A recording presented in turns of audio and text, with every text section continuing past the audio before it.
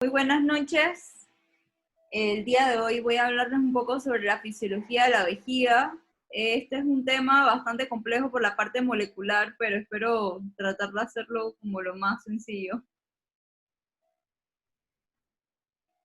Es muy importante que comprendamos sobre el proceso de lo que es el almacenaje y la micción de la parte de la orina, ya que esto es podemos decir, unos mecanismos complejos que se integran y van a tener funciones integradas de diferentes partes del cuerpo para que se dé este paso. Por ejemplo, tenemos que está involucrado el sistema nervioso central, el periférico, el músculo liso, el detrusor, también es muy importante el urotelio y otras partes como las células intersticiales que vamos a hablar después del urotelio y el esfínter uretral externo. Son los principales componentes de la parte de la micción. De la anatomía algo corto, porque en verdad esto ya lo hemos hablado en presentaciones anteriores, vemos que se puede dividir en lo que es el cuerpo de la vejiga, que va a estar conformado principalmente del área que está arriba de los meatos ureterales. También vamos a tener la base, que va a estar conformada por el cuello y lo que es el trígono. Va a tener una capa muscular, disculpa, que va a estar una capa profunda y una más externa, que estos van a prolongarse y van a llegar acá al cuello vesical y van a hacer lo que es acá justo en el cuello de la vejiga. Eh, Estos posteriormente van a tener una conformación circular que va a envolver lo que es el inicio de la uretra y nos haría como un esfínter involuntario. Entre las partes de la capa de la vejiga tenemos el urotelio, la lámina propia y principalmente el estroma. Como acá podemos observar en la imagen, estos son los que componen la vejiga. Como habían mencionado, el urotelio, la lámina propia, la submucosa, el detrusor y bueno, ya la adventicia. Del urotelio es muy importante mencionar que es un tejido que es un tipo de tejido que tiene aproximadamente 7 capas que están arregladas de una forma tipo asimétrica. Es muy importante esta capa porque ella es lo que va a mantener la permeabilidad o impermeabilidad que le confiere a lo que es la vejiga. Dentro de ellas tiene diferentes tipos de células, entre estas unas en la membrana basal, intermedia y en las apicales, también llamadas las células en paraguas. Importante está que van a tener unas proteínas llamadas uroplaquinas, que ellas van a ensamblarse en unas capas y van a después posteriormente a formar una conformación asimétrica, que era lo que mencionaba. Después vamos a hablar un poco más de la fisiología de lo que es el mismo urotelio y por qué es tan importante. En la lámina propia vamos a tener, además de la vascularidad, vamos a tener también una red de fibras nerviosas. Muy importante porque en esta lámina propia que está los vasos sanguíneos, por decir así, ellos van a acomodarse a medida que la vejiga se distienda. ¿Esto qué quiere decir? Que a pesar de que la vejiga se distiende y esto va a comprimir los capilares, lo que hace es que el flujo se va a correr uniformemente por lo que es la vejiga y esto va a evitar lo que es la isquemia. Ya en procesos donde haya mucha distensión crónico y que pueda dar isquemia, entonces vamos a ver alteraciones a nivel de la vejiga, sea vejiga hiperactiva, también síntomas del tracto urinario bajo, que podían correlacionarse parte con esta fisiopatología. También tenemos el estroma, que principalmente va a estar conformado con lo que es colágeno y elastina, y esto es lo que le va a dar las propiedades viscoelásticas a la vejiga, es lo que nos va a dar el compliance. Entre más estroma, entre más elastina, disculpa, y menos colágeno, podemos ver que va a ser una vejiga con alto compliance, mientras que en procesos como que se dan procesos crónicos, infecciones, hasta de hecho infecciones o alteraciones a nivel neuronal que va a promover una por decir, una señal o una afección a nivel de la vejiga, esta va a promover el crecimiento de fibras de colágeno y va a hacer que sea una vejiga más rígida.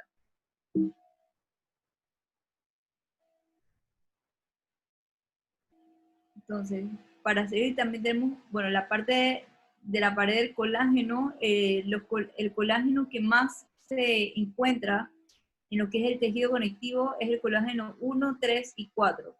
Pero el que se ve proliferando en los diferentes tipos de patologías que encontramos un aumento del colágeno de la vejiga es el colágeno tipo 3. También lo que había mencionado de la pared de elastina, que es el que le va a dar el componente de la microfibrilla. Dentro de este componente de la microfibrilla, 90% de este está conformado por glucosaminoglicanos, que son proteínas que van a tener cargas negativas y van a formar, por decir, parte de esta pared también impermeable. La parte del músculo liso es muy importante porque este va a estar distribuido en fascículos, pero no va a tener una distribución homogénea. Va a ser una distribución bastante desordenada.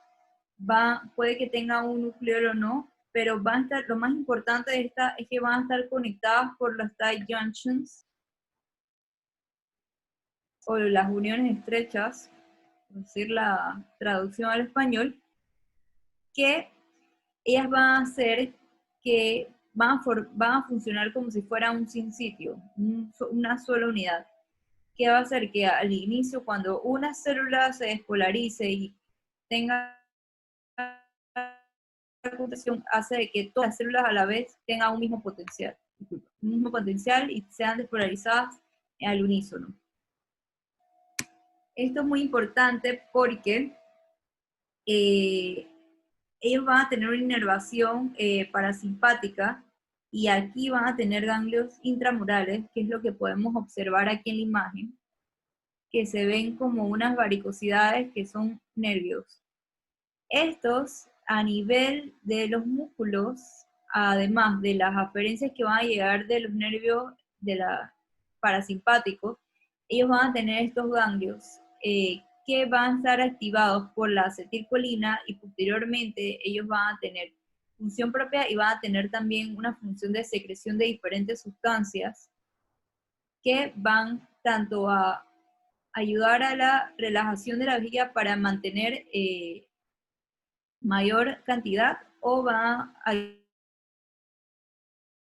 ayudar a... Entonces, en la uretra también, bueno, hemos hablado sobre la anatomía de la uretra. Podemos observar que en la uretra masculina vemos que inicia a nivel de finalizando el cuello vesical y esta va a terminar lo que es el meato uretral.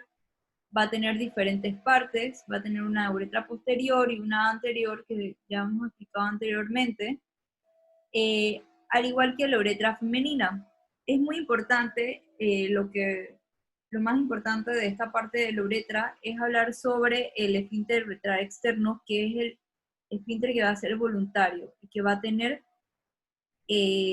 por decir, una contracción de células de fibras estriadas, que va a ser una contracción más larga, más fuerte, y esta es la que va a tener además el impacto de la inervación, tanto simpática principalmente, también tiene inervación parasimpática para la relajación por el medio del óxido nítrico, y principalmente somática, que va a ser por el nervio pudendo.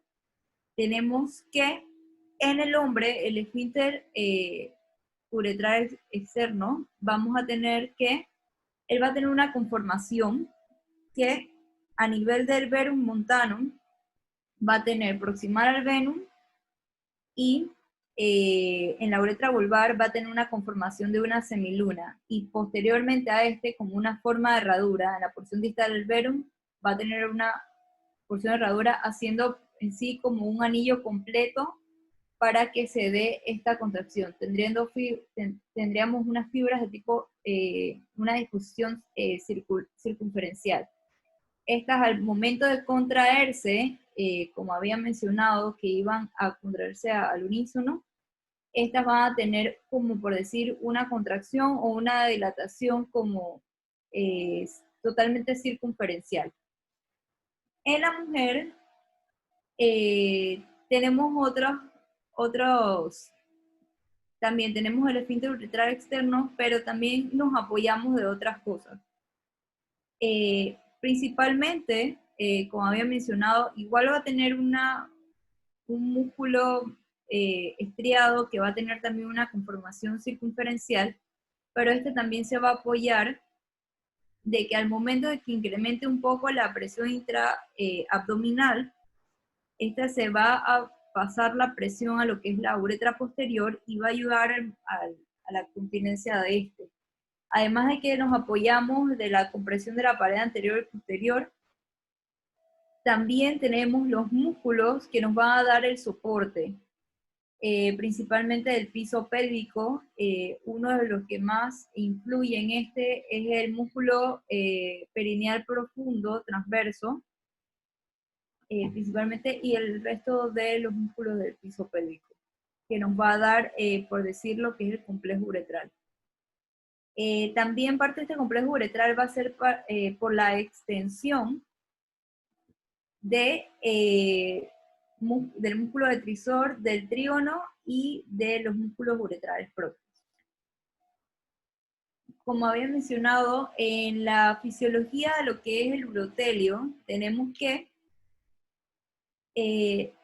vamos a ver de que este va a permitir tener una permeabilidad a ciertas sustancias, principalmente a lo que es el agua.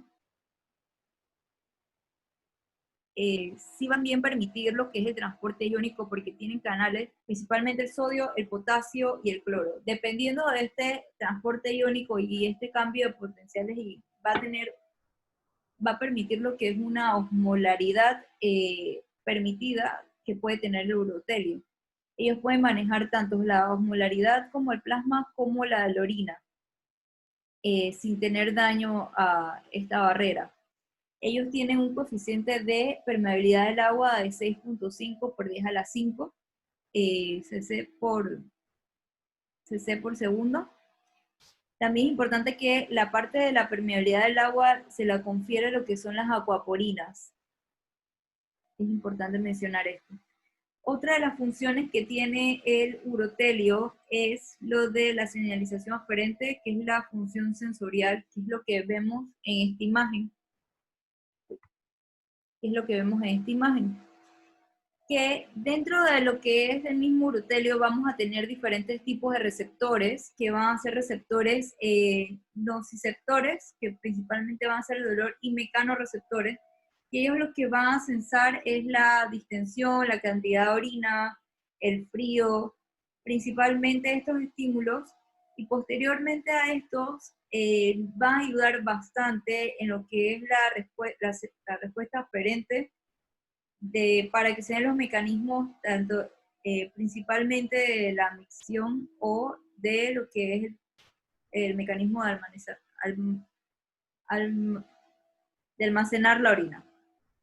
Entonces, entre las sustancias que podría liberar al tener este mecanismo, vamos a tener dentro de la vejiga diferentes receptores. Vamos a tener receptores de bradykinin, vamos a tener receptores muscarínicos. Principalmente los que abundan más en la vejiga son los M2, pero el M3 es el más efectivo. Vamos a tener receptores de purina, de adrenalina. Estos van a estar activados por lo que es la acetilcolina principalmente, y van a liberar diferentes sustancias como el ATP, más acetilcolina u óxido nítrico. Es importante recalcar que el óxido nítrico va a tener un papel muy importante en lo que es la relajación del esfínter uretral. También van a tener receptores de estiramiento, que es el que nos va a ayudar con la sensación de la plenitud y el dolor, que es el receptor P2X3.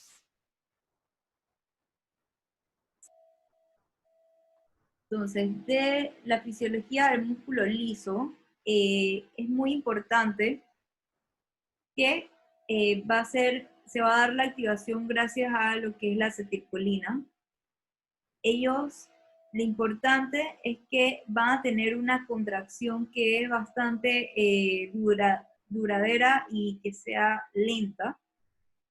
Y los procesos prácticamente del que se da la contracción del músculo liso es prácticamente igual que a la contracción normal que se da en otros sistemas. Por ejemplo, vamos a tener que el calcio se une a lo que es el complejo de la calmodulina. Esta va a activar lo que es la quinasa de cadenas pequeñas.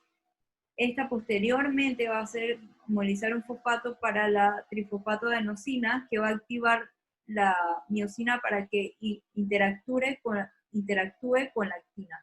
Posteriormente a esta interacción es que se va a dar la contracción. Dependiendo de los niveles de calcio intracelular, si tenemos disminución de esto, va a disminuir lo que es la contracción. En la otra imagen que vemos acá, que podemos observar, vemos lo que estaba mencionando, que era como por decir las células intersticiales o miofibrilares, que también la podemos llamar así, llamadas también lo que es las células tipo marcapasos. Es muy importante porque estas células van a corresponder a un potencial de acción. Decían que el potencial de acción de la vejiga en reposo era menos 62, pero esta con la circulación de calcio y la activación de una va a hacer que todas a la vez tengan una activación, no necesariamente por este tipo de contracción que es mucho más compleja sobre la causa de la contracción, sino que ellas van a tener mecanismos internos que van a propagar la señal y el potencial de acción para que se despolaricen y tengan, como por decir, un potencial base que con solo el estímulo hace que todas las demás células se activen. Entonces, en la mecánica de la vejiga vemos que tenemos mecanismos de llenado y de vaciado. En el mecanismo de llenado es muy importante lo que había mencionado anteriormente, que los pacientes que van a tener más tendencia a lo que es una vejiga con mayor compliance, son pacientes que tienen menor colágeno. Ya pacientes que tienen alteraciones más vejiga, que se ha visto que acumula y incrementa lo que es el colágeno 3, van a ser vejigas menor compliance. Y esto se define por la ecuación de un delta de volumen entre un delta de presiones. Principalmente tenemos que recordar que como por decir, el gol del mecanismo de llenado es tratar de llegar a un llenado lento sin muchos cambios de presión. Esto es lo que hace que si tenemos una vejiga que va a estar más fibrosa, que va a estar mucho más dura por la cantidad de colágeno, a pequeños volúmenes vamos a tener un incremento muy grande de la presión y es lo que nos podría posteriormente crear diferentes patologías y sintomatologías. También tenemos lo que es el mecanismo de vaciado, que va a darse por esta ecuación, que es la presión del detrusor, la presión intraversical menos la abdominal. Entonces, el control neural del tracto urinario bajo.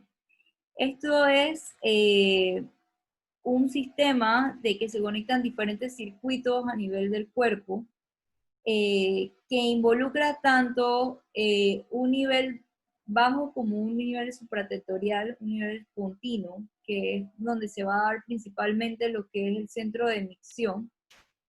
Y esto nos va a dar posteriormente las diferentes fases, o nos va a complementar las diferentes fases, tanto la de llenado como la de micción.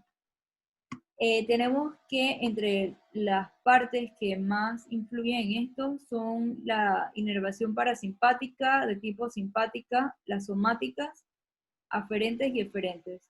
Parasimpática es dada por los nervios pélvicos, la simpática por los nervios hipogástricos principalmente, por el plexo pélvico también, la somática por el nervio pudendo, y vamos a hablar ahora de las fibras aferentes y eferentes. De las vías parasimpáticas, tenemos, como podemos observar aquí en la imagen, vemos que el inicio de este va a ser por el núcleo parasimpático sacro, que va a salir de S2 a S4. Posteriormente, él va a pasar la inervación a través de los nervios pélvicos.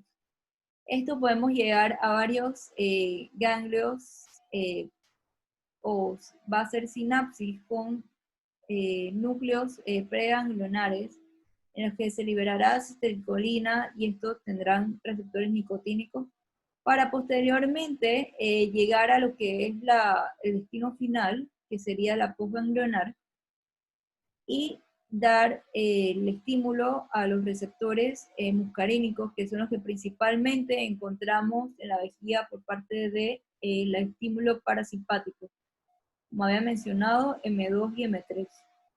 Estos van a ser activados por la acetilcolina y van a dar lo que es la contracción del músculo detrusor, ayudando así lo que es el mecanismo de la micción. Como había mencionado, también importante es que las diferentes aferencias van a dar también a la secreción de lo que es el óxido nítrico, que principalmente va a tener un papel en lo que es la uretra. Nos va a ayudar a la relajación de este. En las vías simpáticas tenemos que va a empezar el origen de este, va a ser por los núcleos intermediales toracolumbares, que va a ir de T10 a L2. Este posteriormente va a pasar por los nervios espláncnicos, posteriormente a los ganglios de la mesentérica inferior. Estos después pueden viajar a lo que es el nervio hipogástrico y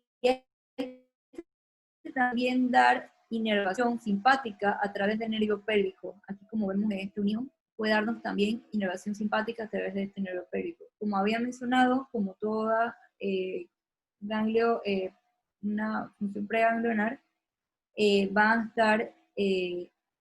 a tener un receptor nicotínico que va a ser activado con acetilcolina, y posteriormente la inervación simpática va a actuar principalmente a nivel de la vejiga, que es lo que más tenemos, un beta 3, y al final del cuello un alfa, principalmente alfa 1.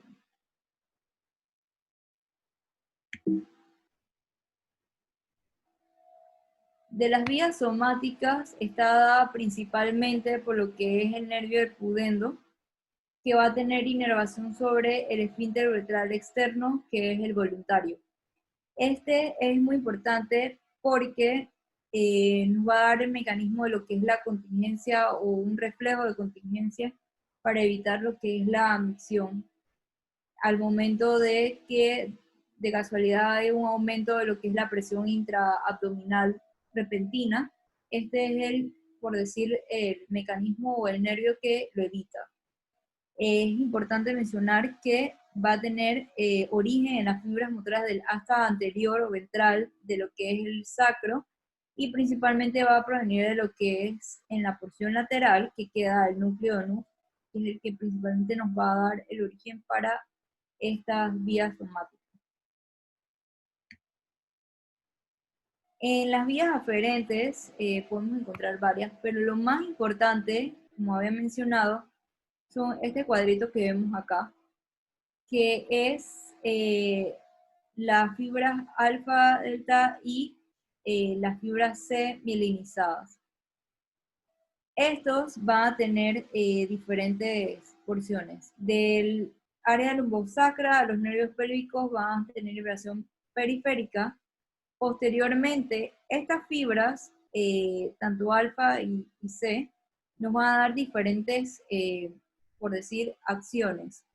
Las alfa-delta, ellas son las que van a encargarse de sensar lo que es la distensión y la contracción. Y las fibras C son las del dolor lento, que de hecho por lo general son células que son aferencias tan silentes que a veces le dicen las aferencias silenciosas. Estas principalmente van a estar, por decir, activas cuando la vejiga está vacía o cuando sensa frío. Entonces, Lo importante de estas fibras es que ellas van a censar cuando hay distensión de la vejiga. ¿Qué pasa? Que cuando se alcanza aproximadamente de 5 a 15 centímetros de agua de presión intravesical, esto estaría concordando con lo que sería el primer deseo miccional, aproximadamente a los 100-150 cc de volumen. Posteriormente, a pesar de que ellas sensan distensión y que van a activar la sensación de lo que es la micción, como hay un estímulo simpático enorme, que es lo que vamos a explicar ahora en la vía de almacenamiento, ellas van a inhibir, van a suprimir sobre la corteza, sobre el área supratentorial, por vía de las ramas simpáticas, que se dé la micción. Y estas, a pesar de que hayan sensado de que tuvo alguna, por decir, distensión vesical, no van a lograr que se dé el mecanismo de la micción. Ellas van a seguir distendiéndose y van a sensar hasta que aumente aún más la presión y aumente hasta 20 centímetros de agua aproximadamente. Es importante porque posteriormente estas aferencias van a ir, lo que mencionaba, a la sustancia gris periacueductal, que es como por decir el principal mecanismo o el principal lugar donde va a dar el mecanismo de apago de encendido, y esta va a ir al centro pontino, justo en el área lateral, que es el área de almacenamiento, también llamado núcleo de Barry. Esto, bueno, del urotelio, esto prácticamente es lo que había mencionado sobre las diferentes sustancias que se secretan en el urotelio que pueden ayudar a estos mecanismos. Ellos tienen un receptor vaniloide que principalmente va a estar activado con los cambios de potasio, de la osmolaridad y también de la disminución del pH. Esto va a hacer que active la secreción de diferentes sustancias, como ya había mencionado, la ATP, la acetilcolina, también tienen sustancia P, inhibitorias, que nos va a ayudar a lo que es la sensación o lo que es la parte que nos va a ayudar como aferencia a lo que es el sistema nervioso central. Entonces tenemos que en la fase de llenado responde a un reflejo vésico-espino-vesical. También mencionaba lo del reflejo de la continencia, que ahora se los voy a explicar. Entonces, en la fase de llenado lo importante es que tengamos una relajación, sea autonómica o también somática. De la parte autonómica lo que tenemos que tener es una distensión, o sea, una relajación de lo que es el detrusor, para poder entonces permitir de que se llene la vejiga con la menor presión posible al inicio de este llenado. Esto va a hacer que, como había mencionado, que las fibras alfa, delta, aferente llegue a nivel de los nervios pélvicos, esto llegue a la médula y se dé la sensación de la primera sensación de admisión. Pero ¿qué pasa? Que esta relajación y por decir, la señal simpática es tan fuerte que esto va a hacer que se inhiba la inervación o la señal parasimpática, que es la que nos va a hacer el mecanismo de micción, y esta por el por decir, disparo simpático, que era el término que mencionaban, va a inhibir estas señales. Lo que va a hacer es que va activando así mayor liberación de noradrenalina, y está haciendo que se activen más los receptores beta 3 que tenemos en el detrusor. Por lo que tendríamos lo que es una inhibición supraespinal. En el reflejo de continencia, vamos a tener que este es un reflejo bastante rápido, y el que principalmente va a mantenerse es por parte de la inervación somática. Claro, sabemos que si una de las principales acciones del simpático es a nivel del cuello vesical, a nivel del esfínter, vamos a tener contracción de este, lo que también nos va a ayudar lo que es la inervación somática, es una mayor contracción de estas fibras y también contracción de lo que es el esfínter miccional voluntario. Este reflejo de continencia lo que sensa es, por ejemplo, cuando hay un aumento repentino de la presión intraabdominal, por ejemplo, la tos es uno de los ejemplos. Este lo que va a hacer es que va a ser un reflejo rápido y va a ir de los nervios pélvicos, va a ser nervios pélvicos pudendo, y esta va a activar lo que es el esfínter urinario externo.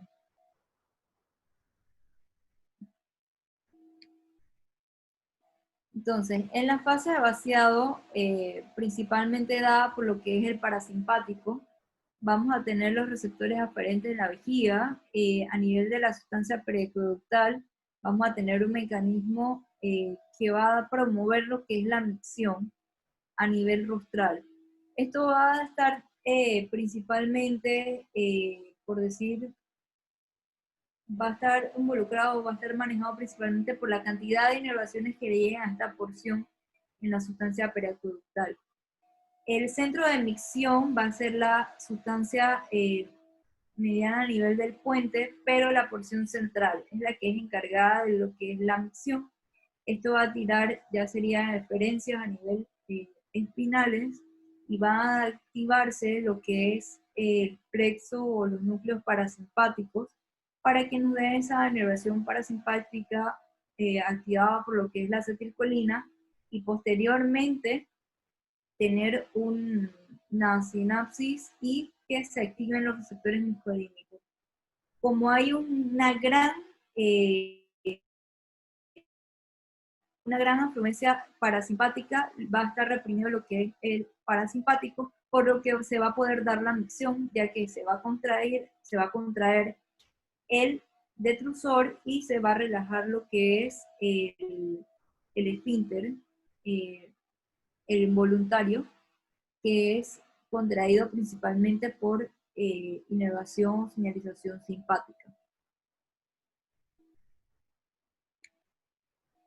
Bueno, este reflejo vésico espino-vesical, esto principalmente se da cuando hay una lesión rostral lumbosacra, que lo que va a permitir es que se pierda un control supratentorial, o sea, se desconecte la porción supratentorial de la